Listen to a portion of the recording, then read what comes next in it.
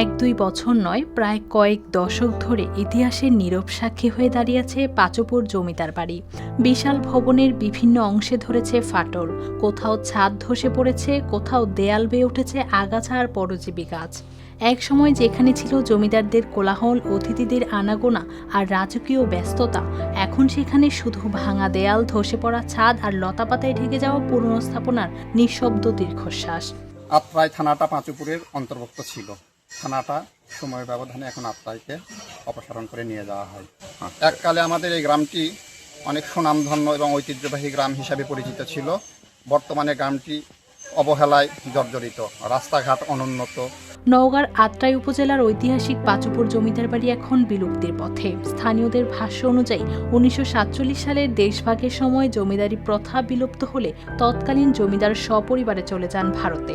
এরপর দীর্ঘদিন এই ভবনেই পরিচালিত হয় পাচপুর থানা।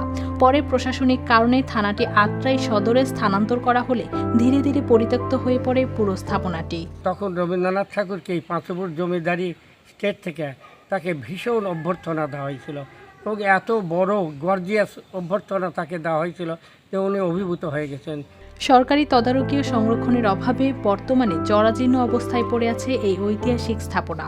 যে আমাদের গ্রামটার দিকে যেন একটু নজর দিয়ে গ্রামটার উন্নয়ন করার জন্য, পুরানা বিল্ডিংগুলো সংস্কার করার জন্য সরকারের কাছে আমি এটাই দাবি করি। এক সময়কার জমকালো এই রাজবাড়ি এখনো দেখতে প্রতিদিন ভিড় করেন অনেকে।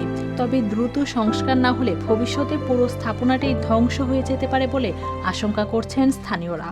পাচপুরে আমাদের একটা জমিদার বাড়ি আছে, যেটা 1947 সালে দেশভাগের পর এটা বিলুপ্ত হয়ে গেছে। এই জায়গাটা আসলে প্রথমে আমরা পরিদর্শন করব, দেখব যদি এটা জনগণের জন্য উন্মুক্ত করে এটা ডেভেলপমেন্ট করে অর্থাৎ সংস্কার করে যদি এটা উন্মুক্ত করতে পারি আমরা সেই ব্যবস্থা নেব এবং এটা প্রত্নতাত্ত্বিক অধিদপ্তরের নজরে আনবো, যাতে জনগণ এখানে পরিদর্শন করে এবং এখানে যদি কোনো ইনভেস্ট করা লাগে তারা যেন এটা করতে। স্থানীয়দের প্রত্যাশা অবহেলায় হারিয়ে যাওয়ার আগে ঐতিহাসিক এই জমিদার বাড়িটি সংরক্ষণে কার্যকর উদ্যোগ নেবে সংশ্লিষ্ট কর্তৃপক্ষ। News desk, RTV।